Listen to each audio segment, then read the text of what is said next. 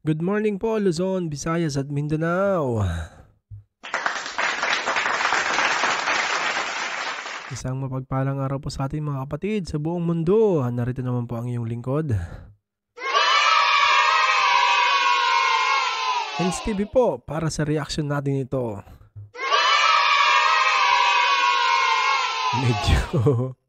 Medyo malupit yung ating video na panood ngayon. Kasama natin ngayon si Banat Bay. Ayan, bakit natin kasama ngayon si Banat Bay? Dahil po dito, itong Castro na maingay, binabanatan po ang Iglesia ni Cristo. Pilit niyang sinasabi na ang ating rally na isinagawa ay pamumulitika. Pero tingnan mo, palibasa itong Banat Bay ay nakakaunawa, ito siya. Binabara niya ngayon si Castro. Mantakin mo ba naman? Sinungaling daw mapagkunwari ang Iglesia ni Cristo? Hindi ba naman ito isa't kalahating bobo din? Hayaan po natin na si Banat Bay ang magsalita. Magandang araw sa inyo mga banateros. Ay grabe ho itong si Castro. Talagang binastuso ang Iglesia ni Cristo. Nako, hindi maganda yan. Nako madam, hindi maganda yan. Huwag niyong subukan. Siguradong mayroong kayong nako. Sa bagay. Wala tayong magagawa dahil kayo ay isang child abuser. You are a convicted by the court as a child abuser. Hindi ko nga alam bakit kayo nasa kamar eh. Hindi ko maintindihan kung bakit kayo nilagay dyan eh. Hindi kayo nilagay, binoto. Hindi ko maintindihan at dapat tinatanggal na kayo eh. Yun yung wala namang conviction. Tinanggal nga dyan for ethics eh. Kayo pa kaya convicted. Sa madaling salita, guilty. Beyond reasonable doubt that you are a child abuser. Ididiin ko pa, child abuser. At hindi po ako nagsabi niyan, korte. Korte po nagsabi sa madaling salita na patunayan, may mga witness, hanggang nagkaroon ng cross-examination at sinabing ikaw ay isang nang-aabuso. Yun na ikaw ay convicted. Kaya, alam nyo madam, kung meron mang may karapatan, wala ho kayo. Sigurado ako doon. Negative. Negative po kayo. Hindi nga ako kayo zero eh. Negative po kayo talaga. Hindi zero Hindi daw zero kundi negative. Ano yun? Negative zero. Maloko rin talaga si Banat Bay Ay walang karapatan. Pakinggan natin kung papaano binanatan ni Castro itong Iglesia ni Cristo at binara naman siya ni Panelo. Yun. Iba talaga tong abogado na matalino na to. Hindi katulad nung isang bobong abogado na disbar 2 beses. Lakas makasabi nung animal na yun, bobo daw tayo mga DDS. Ikaw nga, 2 beses ka na disbar eh. Anong tawag sa'yo? Mas bobo ka pa sa tanga. Di ba? Panoorin natin ito. Panoorin natin itong banat ni Castro. Tingin. Ikaw, Sec Manelo, you think the rallies ba is still an effective tool in terms of, pushing our public servants to do something or not? Definitely, pressure yun. Pressure yun, lalo na kung marami. Tapos nakikita mo, iba-ibang grupo na Yung sa 18, simbahan. Ako, yung sa 31. Kala ko sa mga dilaw yun, kila Tony Carpio yun. Kasama. Kila Tony Carpio yun Kasama. Oo. Tapos yung sa Luneta, malaba. Although, ito si Attorney Panelo talagang ginagano niyo pa yung mga kakasama niya. Kasi yung kasama niya dito, yung nasa kaliwa, yung ICC na ewan ko, prosecutor, abogado, di ko alam kung anong ba posisyon niyan. Nanggugulo na. Pero makakaliwa yan. Alam na natin kung ano ibig sabihin ng makakaliwa. Di ba? Alam natin yan. Yan ay parte ho ng mga makakaliwang grupo. Di ba? Alam na ho natin yan. Matik na yan. Gago! Kaya pa na yung tingin niya dito eh. Ay, alam mo ba naman, si Sec Panelo, masungit pa naman yan. Ano pa naman yan? In support of the president, pero effectively are supporting Sara also. Pero ikaw, Sec Panedo, do you agree that it is not a matter of paramihan ng tao sa Well, rally? alagang, sabi ko nga from the very start, di ba? Yung military, hindi gagalaw yan. Kung ang tao, wala dyan. Ang history natin shows that military will only come out or withdraw its support pag nakita nila ang tao na dyan. Hindi Yun. mo mapapalabas siya. Kayo, Congressman Castro. That's a good answer. Alam nyo kung bakit? Alam nyo, kasi tinatanong siya kung may ano ba, meron bang value yung marami ang umaten sa INC. Ang sagot niya kagad, importante yan. Kasi nga, tandaan ninyo, ang military, hindi ho yung gagalaw without the people. Bakit ho kanyo? Sandali. Ibig mo bang sabihin, Banat Bay, nag-i-incite to sedition si Panelo? I don't think so. You do not understand the Constitution. If that's the way you think. Kasi kung babasahin ninyo sa ating konstitusyon, ha? Ito, Google natin, ha? AFP. AFP. Fernandez, hindi F, ha? Hindi P, hindi pala P. Baka mamaya AFP yan, eh. AFP. Okay? Ito ho, sabi sa ating konstitusyon, chatamate. Ito ha, sabi pa nga ng what is the constitutional norm of, ito, the armed forces of the Philippines is the protector of the people and the state. Yan ang nakalagay dyan. Nasa section 4 po yan. Kaya nga, chatamate, kasi hindi ko makita yung eksaktong nasa yung konstitusyon natin yan eh. Kasi para mas maintindihan ho natin na hindi ho nag-i-incite ng sedition si Panelo. Yan po ay nakalagay sa section I think section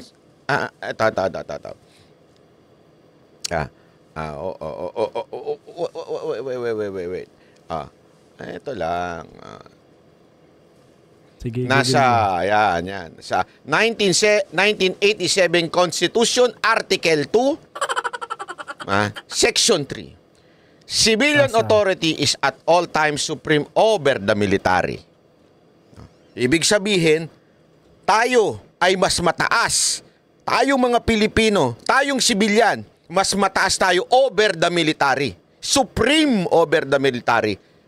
The armed forces of the Philippines is the protector of the people and the state. It doesn't say protector of the government officials or the politicians. Sabi dito, it is the protector of the people and the state. Its goal to secure the sovereignty of the state and integrity of the nation. National territory. Ayan po, ibig sabihin, ang kanilang trabaho, protektahan ng tao at yung state. Ang goal nito, yung sovereignty ng ating territory. Yan po ang trabaho ng AFP. Sa madaling salita ho, mga kababayan, in a simple and layman's term, ang mga sundalo, ang Army, AFP, Armed Forces of the Philippines, na andyan sila to protect the rights of every ordinary citizen. Especially yung talagang Kaya nga, pag nagsalita na ang taong bayan, that's the time na sumusunod. Sa madaling salita, yung will of the people, yan po ay command sa AFP. Kaya nga sabi ni Panelo dito, napaka-importante na hindi gumagalaw ang AFP without the will of the people. Kung ano ang talagang saloobin ng majority ng mga tao. Napaka-importante tao. Kaya hindi mo pwedeng ibaliwala ang nangyaring rally. Kasi yan po ang damdamin ng tao. And, sabi nga sa Section 3, civilian authority is at all times supreme over the military. Maganda ho nga maintindihan ho natin yan. Kaya hindi ho inciting to sedition ito. Sinasabi lang kung ang boses na ng taong bayan ay ganito, dapat pong sumunod ang ating mga kasundaluhan. Do you think that Noong rally sa 31, malaki ito dahil combination ito nung lahat ng mga impeachment complaints, yung tatlo na impeachment complaints, kasama na dyan yung lahat pa ng supporter ng impeachment. So, tinatanong kasi yung rally na naganap sa kanila. Ang sagot niya, hindi, meron pa tayong mas malaking rally. Ano? Bakit? Aminado ka ba na nilangaw talaga yung rally nyo?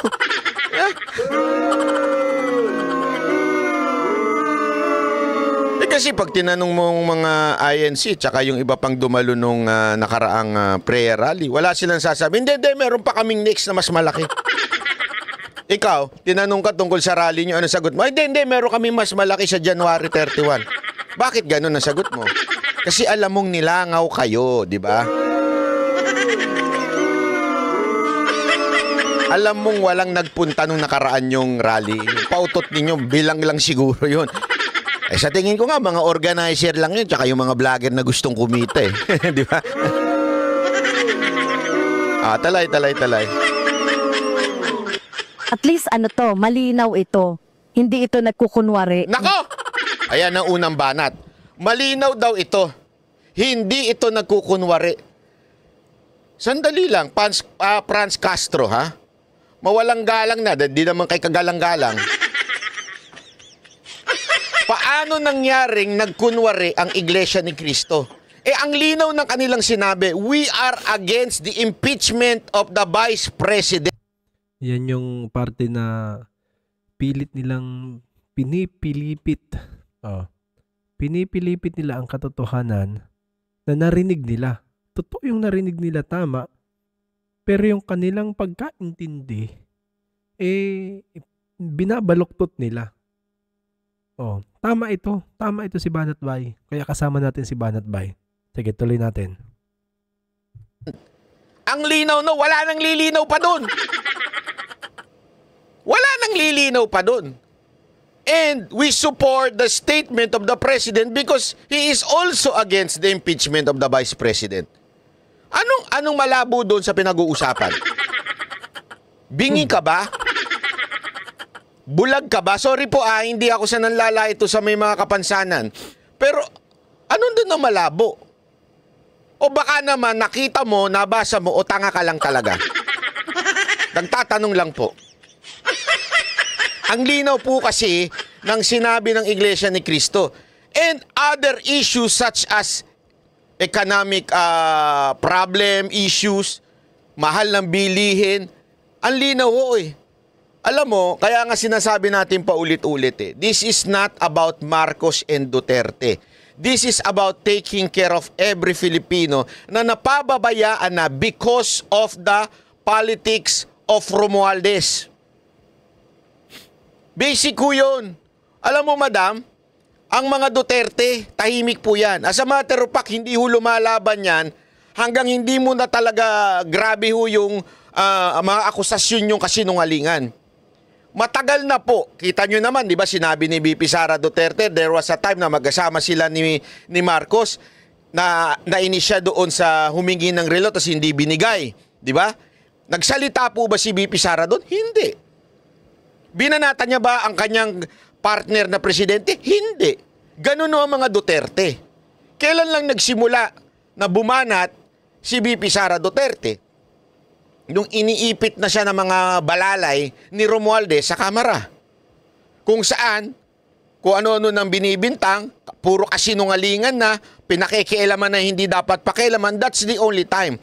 That's what we call politicizing. Bakit to ginagawa yun? Kasi nga, alam naman natin ng lahat, wala naman siguro bobong Pilipino na magsasabing hindi niya alam na tatakbo si Romualdez presidente.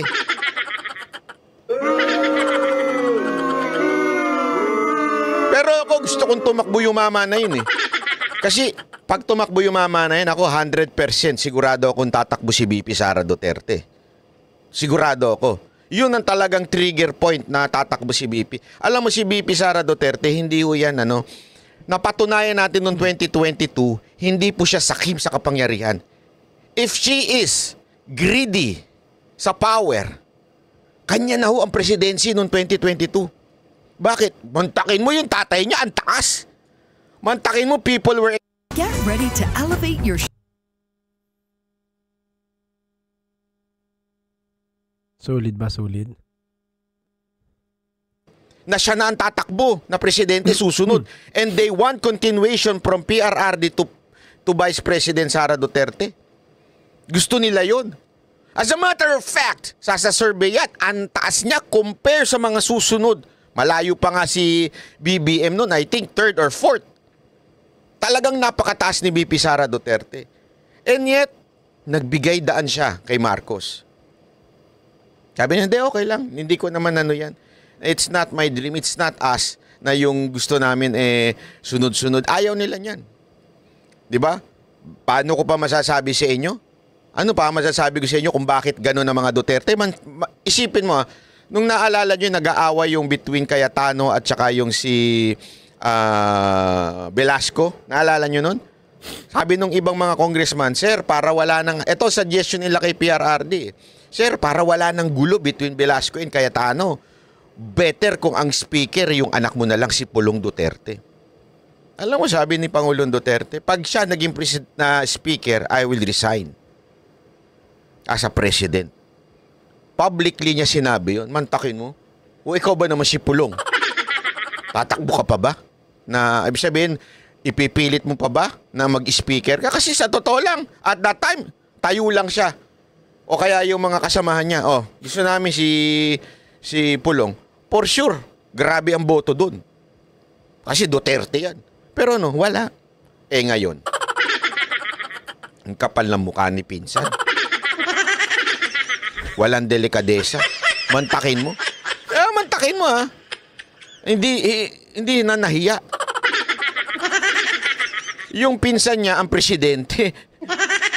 Tapos siya, nag-speaker. Di ba? Ay, naku, pambihira, oo. Kaya nga sinasabi ko nga sa inyo mga kababayan, ito po ay sinyalis na magpakumbaba ang ating Vice President. So what do you mean, Banat Bay, kung makumbaba siya? Simple lang, ayaw niya ng gulo. Ayaw niya ng gulo. Gusto niya trabaho lang, trabaho. Kaya lang, dahil sa pamumulitika nito ni Romualdez at ng kanyang mga alalay diyan sa Kamara, nagkagulo bayan. Nagkahati-hati. Nawasak ang kapayapaan. At malinaw doon yung panawagan ng Iglesia ni Cristo. Tama na ang politika. Intindihin na natin ng taong bayan. Grabe na ang paghihirap ngayon. Kayong mga congressman, instead na magtrabaho kayo, iniistorbo nyo ang bawat departamento, pinatatawag ninyo ng walang kwentang hearing para masiraan lang. Naintindihan niyo ibig sabihin? Yun ang pamumulitika na gustong mahinto ng Iglesia ni Cristo. Malinaw sa malinaw. Walang pagkukunwari na tulad na sinasabi mo, Franz Castro, the child abuser. Convicted siya, Parang peace, di ba? Ito direct. Parang peace. Talaga naman yun na naman talaga, wala naman na, iba. Narinig mo ba na sinabi ng Iglesia ni Cristo na bumaba ka, Marcos? Wala. Mag-resign ka, Marcos. Sa matter of fact, kasama pa nga sa prayer nila si Marcos Kahit alam ko yung iba, ayaw Pero ganun sila Hindi wala akong Ito na talagang pagpapanagot kay Sara Duterte doon sa Ang linaw nun, sinabi naman nila ayaw nilang matanggal sa posisyon si Sara Duterte. Anong pinagsasabi mo? Ano ba? Doon sa misuse ng pondo ng ating mamamayan. Kaya ang mga taong darating dito sa 31 ay talagang resolve silang kumilos, gumawa ng mga iba pang mga activity para talagang ma-push ang ating Kongreso na ituloy yung impeachment. Bakit yan pala Bakit kaya na sa Luneta? Bakit yun lang sa EDSA, sir? Malitang EDSA ride Grabe ka O naman. sinadya nila yun? Grabe ka naman makapmapanlay. Bakit hindi kayo sa Luneta na makitang langaw kayo? Bakit kayo sa EDSA? Sir, ako nang sasagot sa'yo. Ako nang sasagot sa'yo, Sek. Yun yung sa EDSA. Nagmukha silang langaw Luneta pa kaya. Hindi, grabe yung sila. Nakita nyo yung picture dun sa EDSA? Ay, naku, hanapin natin. Mamaya, pakita natin. Nagkukunti rin darating. If pare, risk kasi ng EDSA. Parang... Eto na naman si tagapagtanggol ng mga Hindi kasi pare Hindi. Bakit? Ba't di na ginawa sa New Era? Hindi, kasi yung dahilan mo, sablay Sa totoo lang, sablay. Pare kasi kaya sa EDSA Shrine kasi nandun yung simbahan. Bakit hindi ginawa sa sentral ng Iglesia ni Cristo? Na dati naman nilang ginagawa. Naalala ko yan kasi taga-Fairview ko dati. Pagka-anniversary ng Iglesia ni Cristo, sarado lahat kasi nga doon sa may New Era, ewan ko, sorry di pasensya na sa Iglesia, di ko po alam kung hanggang ngayon doon pa rin ang central ninyo. Pero Opo, doon pa rin po hanggang ngayon. Hindi po malilipat yan.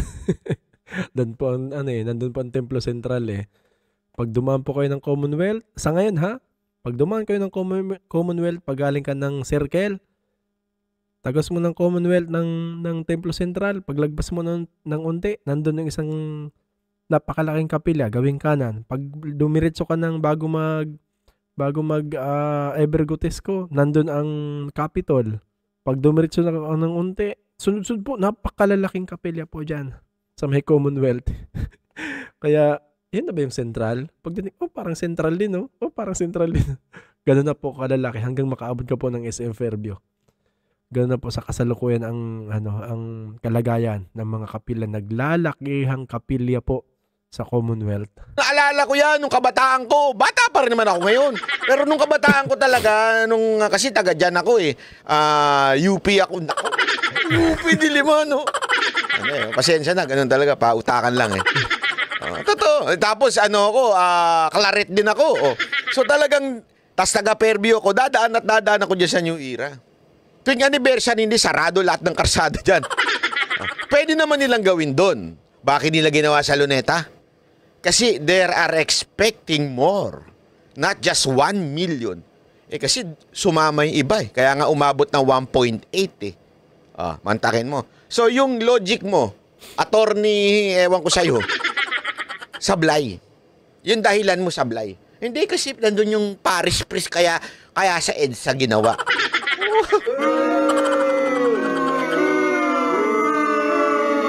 Alam mo, madam, buti hindi ako naging abogado. Pag ako abogado, mas lalo ka mayayari. Tuloy. Pasok. Pasok. Volunteer. Kasi maganda sana kung Luneta makikita mo. Kasi ito, di ba? Tay. Sa 31 kasi parang alam ko meron din sa LB. Naksan! Sa terda. Tapos gumaganon na naman yung katabi ni Panelo. Okay. Papalusot pa kayo. Pupusta ko, lalangawin din yung 31 nyo. Bili kaya ako ng drone, no? Para magpalipad ng drone doon. Sigurado ako lalangawin kayo. Pasangin po ni Passion. Kasi as you said, yung Sabi to sa Luneta yun. yung sa 31 sabi mo, di ba, pro-impeachment. Pro-impeachment. Sabi tayo, impeachment yun It's Court of Marcos Call. Makikita kung dun sana ginawa, makikita natin kung gaano kalakas ang bawat isa. Well, hindi naman paramihan yun, Pero kung titignan nyo naman. Hindi daw paramihan. Di wag na kayo mag-rally. Ang hilig nyo mag-rally, yung mga na nakatakip yung pagmumuka. Bakit nyo pinapakita yon? Kasi gusto nyo masabi sa taong bayan na marami na ang may gusto nito. Merong advocacy ang ganito. Kaya kayo nagrarally. Masusabihin, hindi naman paramihan yan. Porket konti kayo, hindi na paramihan.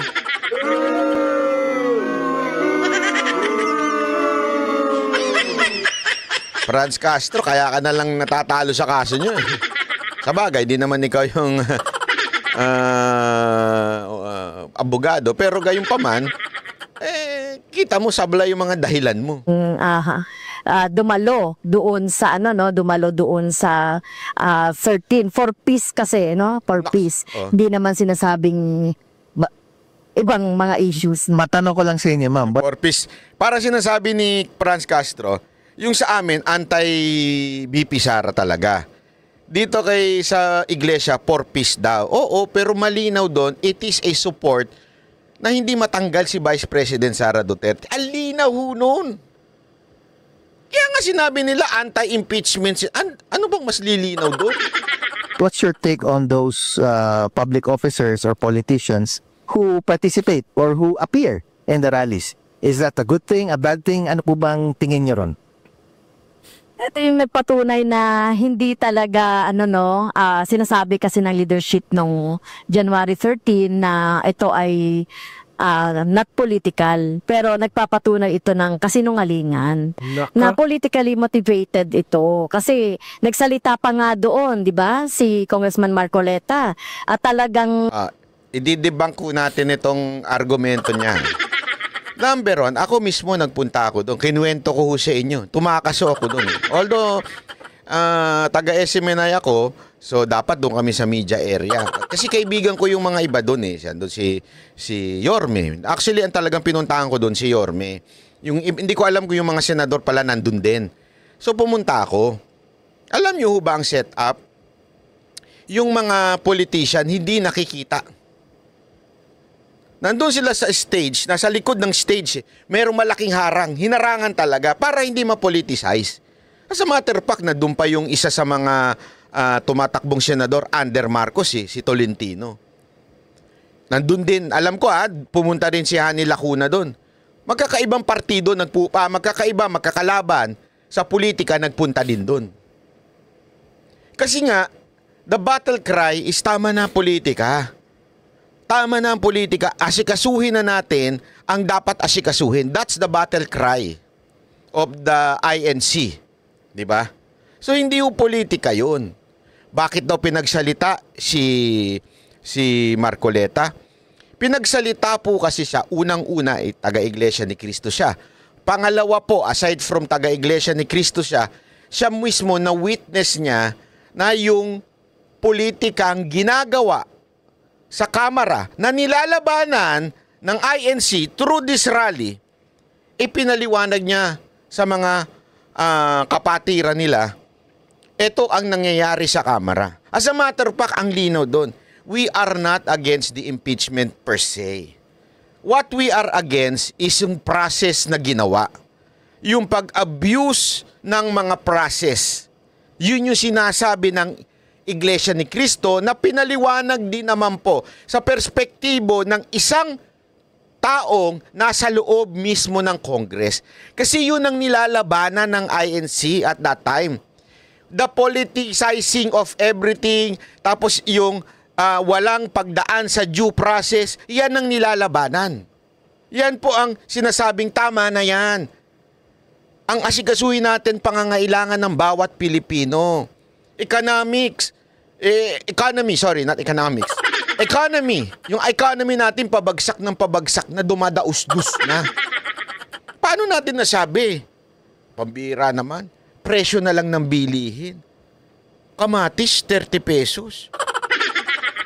Di ba? Minsan umaabot pa ng 40. Oh. Di ba? Yung pa lang, alam na ho natin na yun talagang pinaglalaban at walang politika doon. Wala naman pong tinaas ang kamay, wala naman pong pinagsalitang iba. Alam niyo ho ba na hindi ho nag-imbita ang Iglesia ni Cristo? Napakinggan ko yan eh. Sila ho ay pumupunta lang ng kusa mga politiko. Pumupunta lang sila in support. Ibig sabihin, they were there not as a guest, but as a participants. Siguro naman, kalayaan ng bawat Pilipino, according to our Bill of Rights, na kalayaan ng bawat Pilipino, including politician, na ilabas nila ang kanilang expression. Freedom of speech. Hindi nga ako sila nagsalita pero man lang yung kanilang presensya ay pagpapakita ng kanilang expression na ayaw na nila ng politika at ang gusto lang nila ay maayos ang ating bayan. Yun po yun. As a matter of fact, siguro may mga DDS din nagpunta doon. Malamang sa malamang, di ba? Pagka binabanggit yung pangalan ng presidente, naaasiwa. Di ba? Yung iba, aminin na natin, yung iba mga nagpunta doon. Oh. Pero gayon pa man, paulit-ulit, pinapanalangin pa ang presidente ng Pilipinas. It is not against Marcos. It's not politics. It's really the problem. Nilambas niya yung Quadcom, yung ginagawa namin sa Quadcom. Kasi palpak talaga eh. At nandoon din yung mga candidates ng Duterte, 'di ba? Na nandoon pa sa harap. Kaya talagang political ito. Kaya, Attorney Conti, if you were Are you there? Nasa harap sila pero nakatakip. Nakita ko yun eh. Kasi alam mo kung bakit? Lumapit ako sa kanila eh. Bakit ako lumapit? Kasi wala namang camera, di mo makikita ng tao eh. May picture pa nga ako eh. Dandun mismo sila nakaupo sa parang, anong tawag doon, yung hagdan doon. Yeah? Di ba to run for politics, or if you are a current politician or public officer, would you go and participate in one of those rallies, whether 13 or 31? Sa 31, nandun ako. Ako po, actually, nominee ako ng Bayan Muna. Ayun!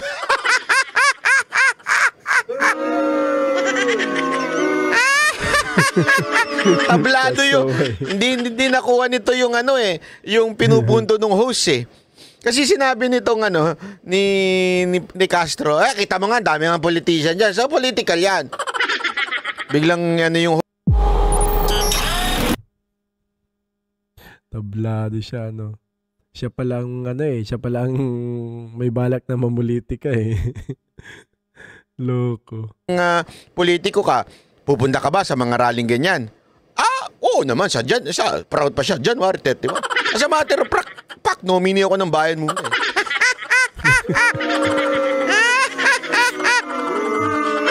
So, ibig sabihin, talagang kayo ay namumulitika, yan ang sinasabi ninyo.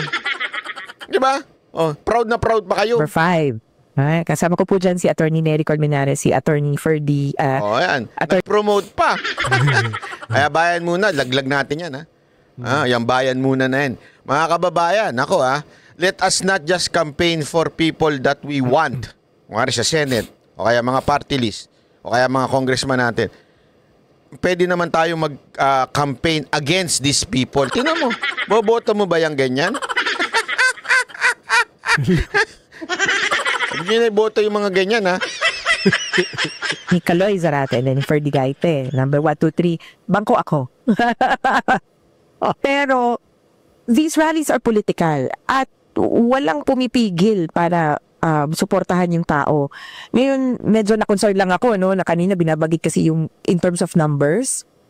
Yes, the military will come out if there's numbers, but are we looking at a people power 2, 3, 4? Ganyan ba? Ako hindi pa nga sa ganun eh. Pagpapakita pa lang ng suporta. Kaya kung babalik sa impeachment, what we need are 103 congressmen. What we need to proceed with whatever complaint, yung ebidensya, etc. So we need to focus on these particular things. But if you want a revolution, well, we can give it to you.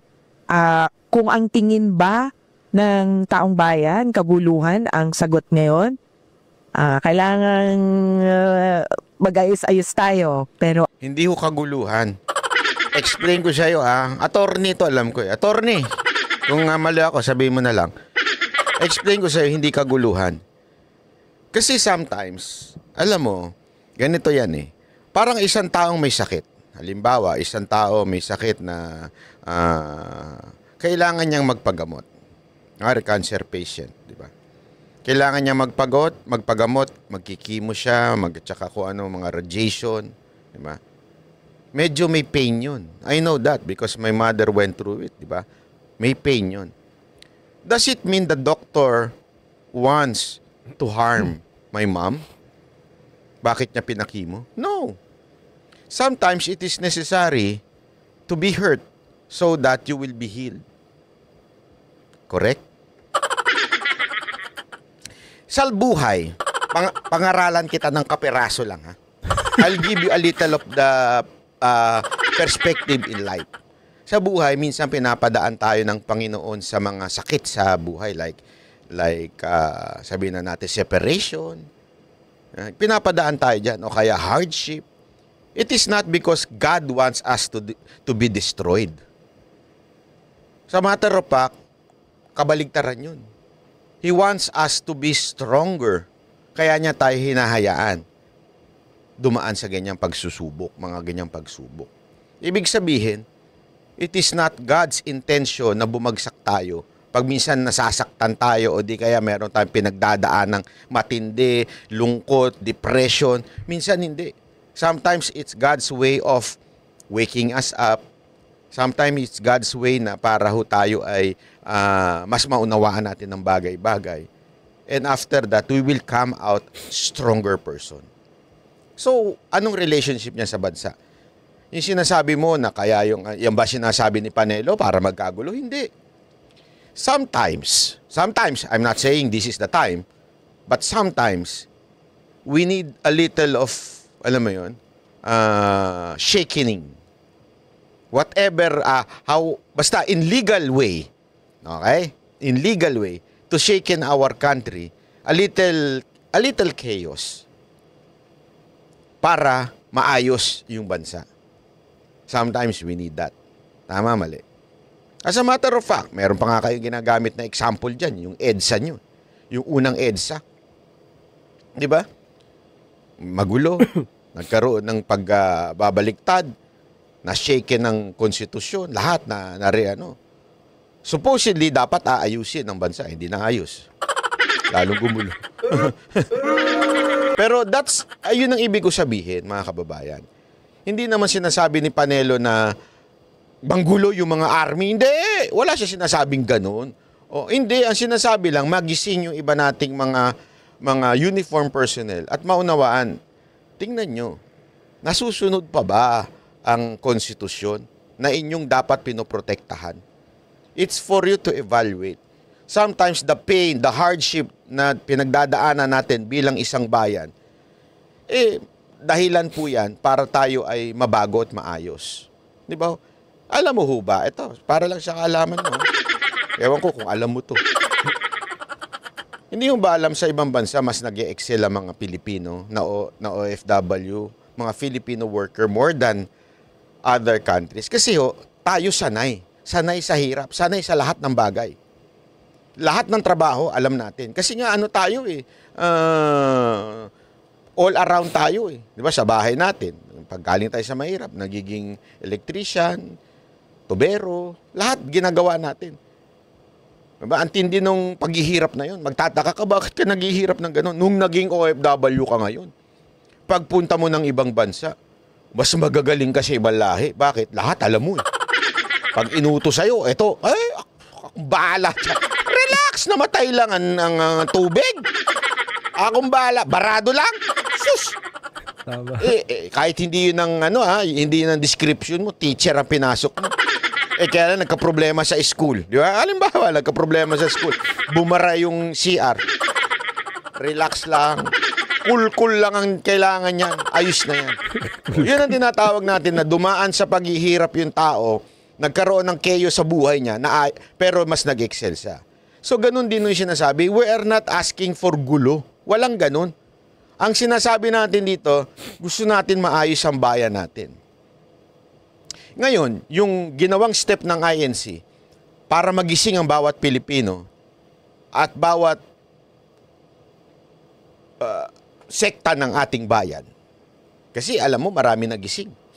Hindi lamang po ang mga uniform personnel. Even the business side o yung mga businessman natin nagising doon sa ginawa ng INC.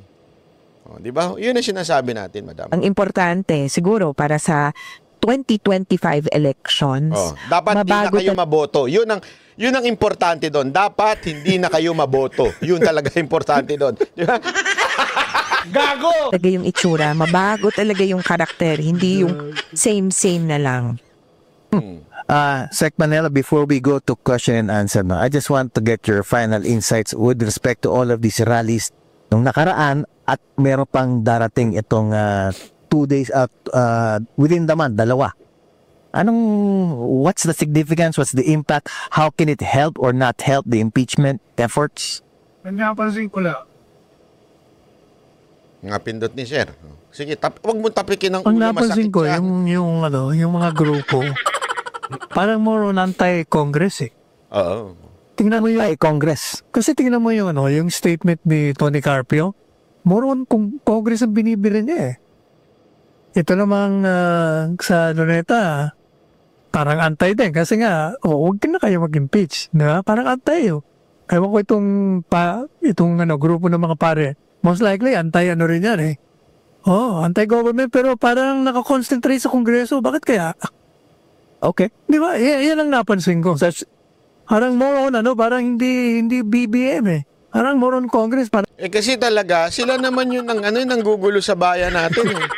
Yung Congress eh. Di ba? Ay nako. Sinisisi na nagsimula ang gulo dyan sa Kongreso. Kung tutusin, kasi yung bola nasa kanila. Oo. Talagang yung mga tao, especially yung sinasabi nating mga supporters, tsaka yung mga complainants sa impeachment, syempre ay ipupush talaga nila yung Congress. So not necessarily naman na antay. Pushing the Congress talaga na gawin na yung kanilang mandato. So yun yung ating yung ating sinusulong na kung hindi pa ngayon kailan. No, but referring to I'm referring doon sa mga contentong messages. Parang effectively sila magnanakaw kayo. Basahin mong mabuti, yun ang punto talaga eh. You've been plundering this country for so long, ganun eh. Antitindi. Sa totoo lang, nagugulat ako sa mga narrative ni Carpio, pati si Drilon, bumanat na rin. Si Frank. Binasa ko nga sa programa ko kahapon yung dalawang open letters. With that, I think let's open our forum to our media. Go ahead po. Diba? Tama si Sec Panelo eh. Lahat ngayon, ang puna talaga yung Congress. Yun talaga ang umabuso sa kapangyarihan, naging walang niya. Sila talaga eh. Ako, may I suggest to the President, kung gusto mo talaga maayos bayan natin, ayusin mo itong pinsan mo. Wala talaga eh. Unless ayaw ninyo maayos. Unless kayo talaga ang pinuno ng kaguluhan. Pero kasi marami akong kakilala. Marami akong ito mga legit to mga legit na kakilala. Mga legit na encounter with BBM, including me. Si BBM parang yan eh. Chillax lang na tao yan. Si BBM yung tipong hindi yan alam mo yun, hindi siya hands-on. Kaya tuloy, yung mga nakapaligid, inaabuso siya. Kaya lang, it's about time, Mr. President, na makialam kayo. It's about time na gumalaw kayo at pagsabihan nyo na itong pinsan ninyo. Kung hindi talaga kaya, tanggalin nyo na lang ho. Kasi siya ang nagiging cause ng gulo sa bayan natin. Same procedure tayo. Introduce yourself, the company or the media company that you work for, and then kung sino yung gusto niyong tanungin. Go ahead, please. Hello, magandang umaga po. Salamat po, Rockling, sa pag-imbita sa mga media ngayon. Ako po si Ed K. Usman, isang Moro, taga Mindanao po, pero naka-based ng Manila. 40 years in the media industry, starting with Evening Post, the Manila Bulletin. Pero I have my own news site now, Sci-Tech and Digital News. Ang tanong ko po, sir, kanina po, sinabi ni Atty. Conte, that was a very brave thing to say. Nandiyan pa po si Congresswoman Castro, yung tungkol sa mga ayuda, AKAP, na bakit nagkaroon ng ang mga congressmen, congresswoman ng budget sa sarili. Trabaho nila, gumawa ng patas. Kung ang nakarinig niyan, taga Korea, Taiwan o Japan, baka magharakiri. Ma'am, ano po yung comment nyo na tinatawag na magnanakaw ang Kongreso po? Salamat po. Well, siguro with due respect po kay Attorney Panelo, yung tungkol doon sa issue or sa term ng magnanakaw ang Kongreso. Sagutin mo muna yung tanong. Didepensa mo na naman yung amo mo eh. Eto, halata dumidepensa sa amo. Magnanakaw ang Kongreso. So, hindi po ako privy din sa kanyang sinasabi. Hindi kayo payag doon? Hindi kayo favor doon na talaga magnanakaw ang Congress? Di ba halata? Kabagay. Sino ba nga amin? Kung ikaw ba naman masaya. Maligaya. So, May ayun, kinabang. siguro sasagutin ko na lang po yung mga ayuda na nakapaloob doon sa budget. So, yun po ba yung tinutukoy ninyo? At kung bakit lumalahok ang mga kongresista doon sa mga distribution nitong mga ayuda na ito? Well, in the general sense ng ayuda or subsidy sa ating mga mamamayan, di naman po masama yung ayuda. Kaya ang problema lang natin dito ay dapat defined itong mga ayuda na ito na talagang magiging effective ito sa pagtulong sa ating mga mamamayan. Halimbawa, katulad po kami, humihingi din po kami ng ayuda para doon sa mga mingi ng mga magsasaka na naapektuhan ng oil spill sa Mindoro dati. Inamin niya, humihingi rin sila ng ayuda. Sabi ko sa'yo shut up ka na lang Lalabas at lalabas na yung talagang mga, eto, bakit ito kanyo, ha? Hindi nyo trabaho yan ang mamigay ng ayuda. Kailan sa ating batas na ang mga congressman ang kailangan mamigay ng ayuda?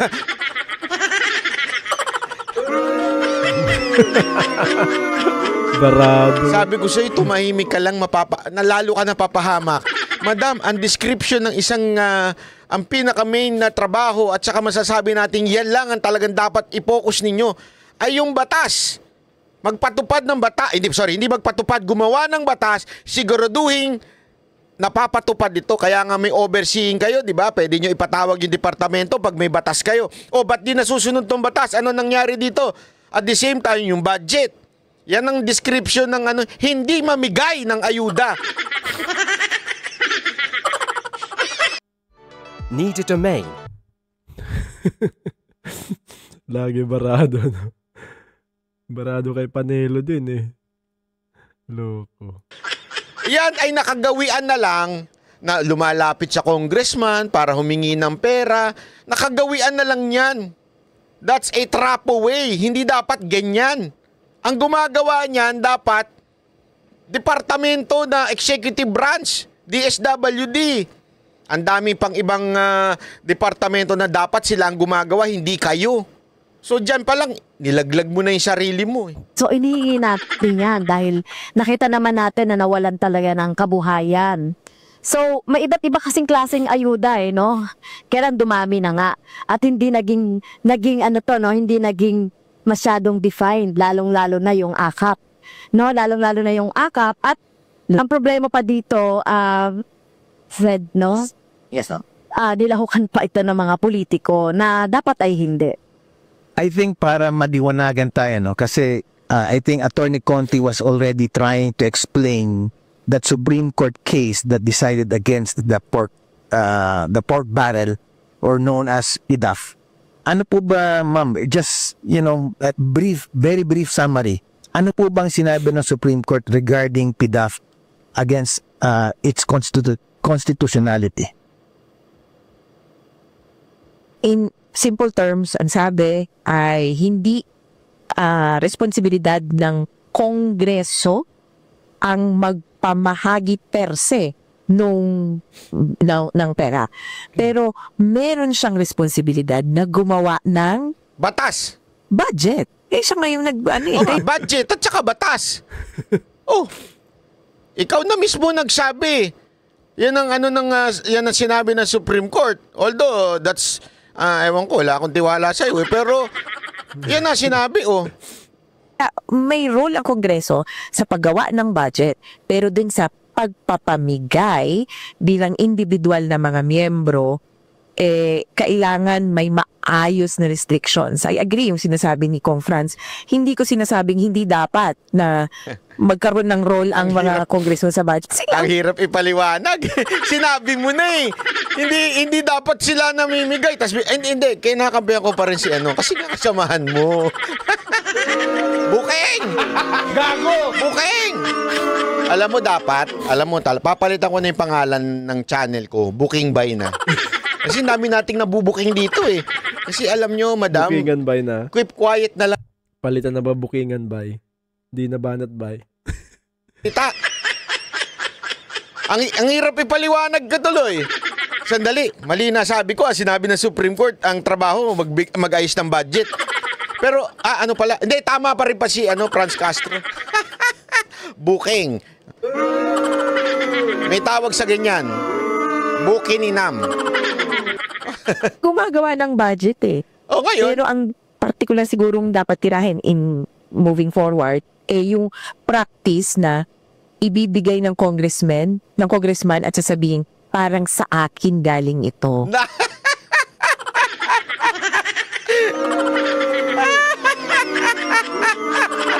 So sumasang-ayon ka sa congressman na kasama ng DSWD na namimigay ng ayuda?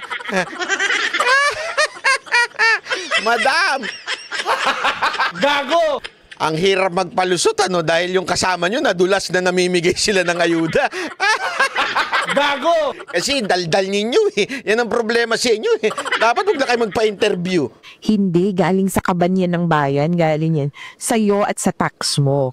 Ganon ang importanteng pagpapaliwanag. Kaya, ang mas kadikit pa nito, yung anti-EPAL law or anti-EPAL provisions. Ayan. Hindi pwedeng itong tulay ay pinagawa ni congressman, mayor, yan.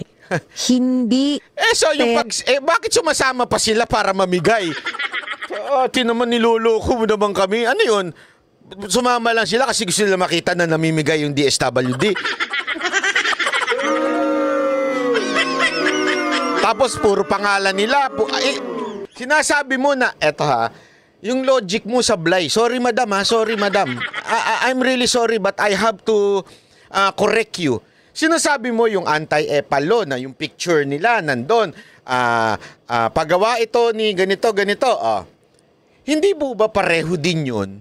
Doon sa hindi mo nga nilagay yung picture mo, nandun ka naman. Mas malala yun. Wala nga sa picture, pero live na andun ka. Di ba? Madam, am I right or am I correct?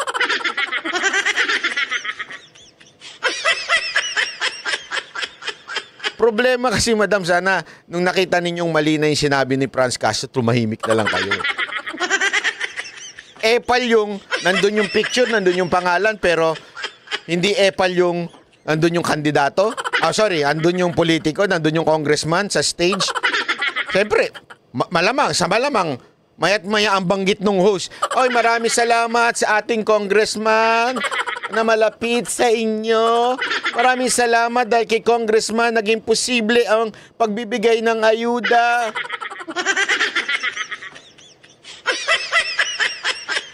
Ako may suggestion ako dito sa grupo nila. Huwag nyo nang pagsasalitain si Franz Castro, mapapahamak talaga kayo. Pera ng congressman mismo, hindi pera ng politiko mismo ang ginagastos sa ating mga government infrastructure projects. Pera ng taong. Work today is broke. Grabe pangyari. Buta talaga lagi, no? Nagkabukingan na Bistong-bisto talagang banat Paas papasalamatan o kaya mismong sasabihin na siya ang may gawa. Walang credit grabbing dahil trabaho niya naman talaga ang gumawa ng infrastructure project at bigyan niya ng pondo. Pero para pang-akunin na sarili mo, hirap na yan ang hindi paliwanag. pwede.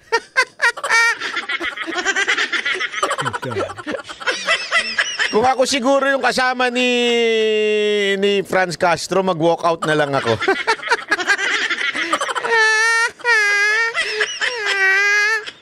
Bakit kaya Tony Cote hanggang ngayon may nakikita pa ako sa kapaligiran na ito ay brought to you by or Picture pa no? picture, lahat, Iba-ibang hat. ambulansya, fire truck, building, eskwelahan, tulay. Bakit hanggang ngayon? Nadoon pa kaya yan? Ako tingin ko nasanay tayo, tapos tinolerate na natin. Yun na nga, nasanay tayo na namimigay pati yung mga congressman. Ang hirap ipalusot niyan, mga kababayan. Yan, di parang, kakaiba yan. Noong unang panahon, hindi naman Nung bata ako, wala akong nakikitang ganyan na masyadong pagdating lang ng eleksyon, biglang may picture na. Pero ngayon, mapa-eleksyon o hindi, happy undas. Happy ganyan. Yes. Oh, tapos yung tipong hindi mo na makikita yung kalsada. Kaya, palagi ko kayo rin, kailangan hindi natin tanggapin, kailangan i-reject natin yung ganitong proseso. At natutuwa ako na merong mga politiko na tinatatwayan, and even mula sa mga totoong party list representatives hanggang dun sa mga local government officials na hindi ko lalagyan ng label ang mga bag, yung mga go bag, yung Christmas packages. Walang label, walang pangalan, nakalagay lang ay local government unit. Two things. I'd like to correct the disimpression ni Congresswoman Castro. Hindi ako nagsasabing magnanakaw ang Congress. So, ang sinasabi ko, yung content ng lahat ng mga open letters coming from Tony Carpio, pati si Drilon, kasama na yung open letter ng mga retired generals, officers, hindi lang linya eh.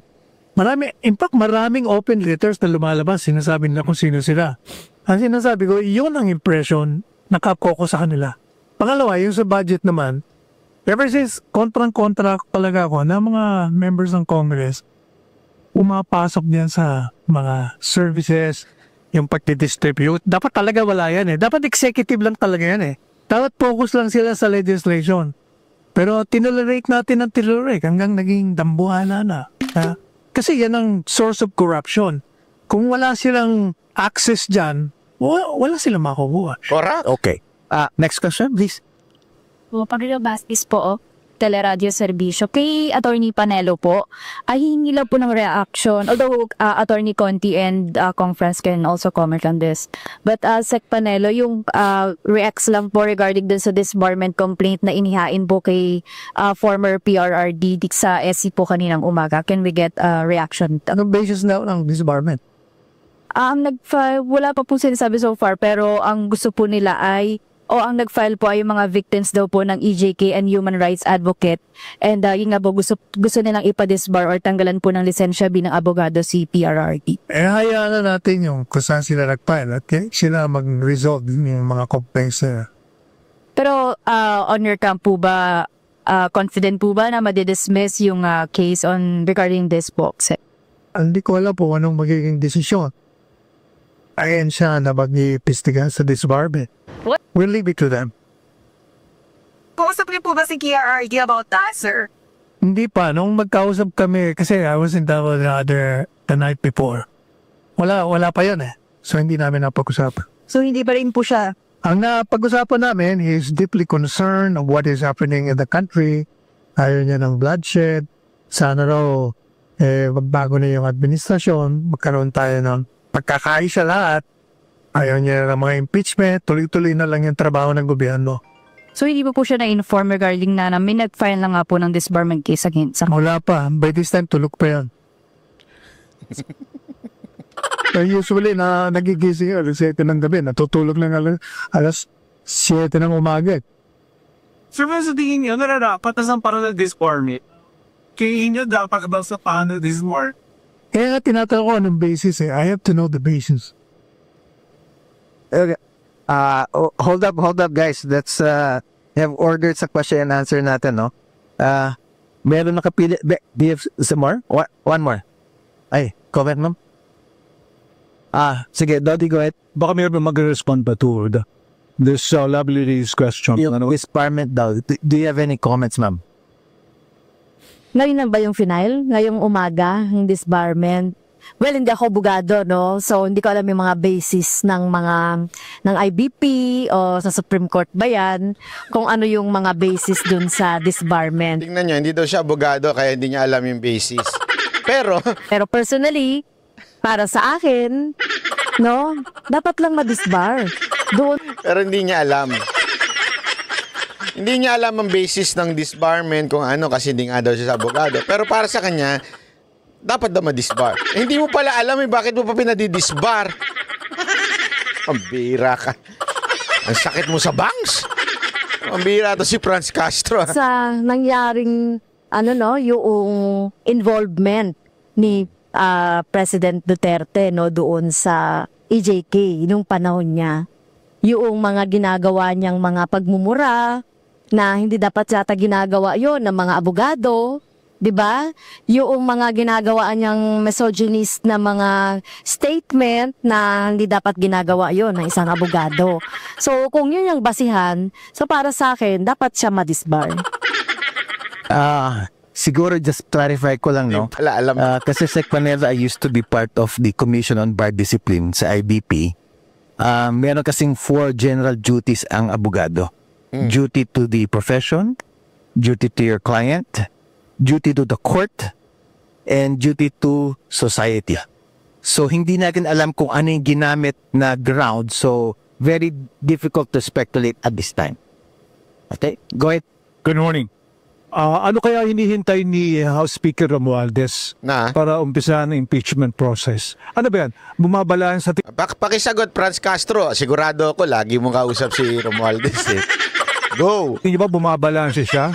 Okay, ano kailangan niya para mahimasmasan siya na dapat simulan na yung impeachment process? Saka doon pangalawa, related. Diba tapos sumunod sila sa batas? Or talagang kung merong ganyang initiatives for impeachment sa lower house, diba sumunod sila sa batas at isulong nila at walang silang magpa-pressure sa Iglesia ni Cristo o sa anong simbahan o na denomination. Ano kaya kailangan ni Speaker Romualdez para may masmasan siya sa bisita po natin?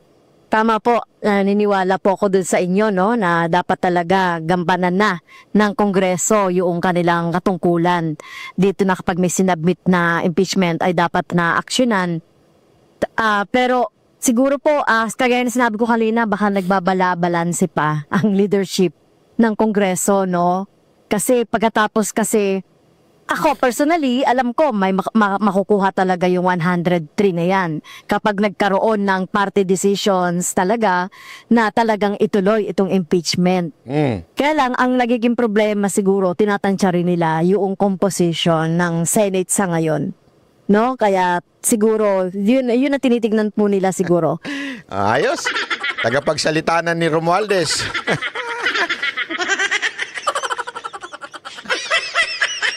Merong part dito na balikan ko lang yung sa part na sinabi nito ni Castro yung sinungaling Sandali Sinasabi nating mga supporters tsaka yung mga complainants sa impeachment. These rallies are para sa ibang mga issues. Matanong ko lang sa inyo, ma'am, but what's your take on those public officers or politicians who participate or who appear in the rallies? Is that a good thing, a bad thing? Ano po bang tingin niyo ron? Ito yung nagpatunay na hindi talaga sinasabi kasi ng leadership nung January 13 na ito ay not political, pero nagpapatunay ito ng kasinungalingan. Babanat naman siya. Pilit nila ginigiit na political talaga yung ating ginawang peace rally. Hindi matapos-tapos. Ilang buwan na, di ba? Lagpas na 1 buwan na kalipas. Yan. So diyan tinawag ni Castro na kasinungalingan. Sinungaling ang iglesia. Kasi parang sinasabi niya dito na hindi politika, pero kita nyo naman nandun yung mga politiko. So ibig sabihin, ito isang kasinungalingan. Sinungaling daw kayo mga taga-iglesia. Grabe. Madam, ingat ka sa mga sinasabing binibitawan mong gayaan. Di maganda, magagalit sa yung mga kababayan nating iglesia. Mga taga-iglesia, dapat mangampanya kayo against the end. Hindi naman di ho sila ganun kasi. Di ho sila yun na. Tahimik po ang iglesia. Kaya nga binibigay lang nila yung sinusuportahan nila sa mga kapatiran nila the day before para hindi ho sila nangangampanya laban sa iba. Pero gayon pa man, bantakin mo una, tinawag kayo na mapagkunwari. Pangalawa, tinawag kayong sinungaling dahil pinayagan nyo naman daw yung mga politiko na nyo. Tapos sasabihin nyo, hindi political yan. Sinungaling daw yun. Naku po, mga taga-iglesia. Hindi maganda itong sinasabi ni Castro. Ikaw naman, Castro, hindi naman tama yan. Hindi naman sila na nagsisinungaling. Hindi nga nila pinagsalita yung mga kandidato doon eh. Si Marcoleta, hindi ho siya nagsalita doon bilang kandidato. Siya po'y bilang kapatiran at bilang witness noong pinaglalaban ng Iglesia ni Cristo na mali. Yung pamumulitika, di ba? Yung na hindi due process. Binanggit nung kanilang ministro yun eh. We are not against the impeachment. We are against yung process, yung due process. Inulit po ni ano yan. At pinaliwanag ni Marcoleta na ito yung mga hindi nasusunod na proseso. Tama, mali. Kaya ako nga sa'yo, madam, magbalot-balot ka na. Hindi, magbalot-balot ka na. Mukhang di ka na makakaulit sa kamera. Next time siguro, set up na lang para hindi magkamali-mali mga sinasabi mo. Sa bagay, sabi nga nila, the abundance of the heart, the mouth speaks. So talagang, kung ano laman ng puso, sasabihin mo, madam, wala tayo magawa dyan. So hanggang dito na lang po muna tayo mga banateros. Sa susunod nating upload panoorin po natin. Subscribe din po kayo kung may pagkakataon.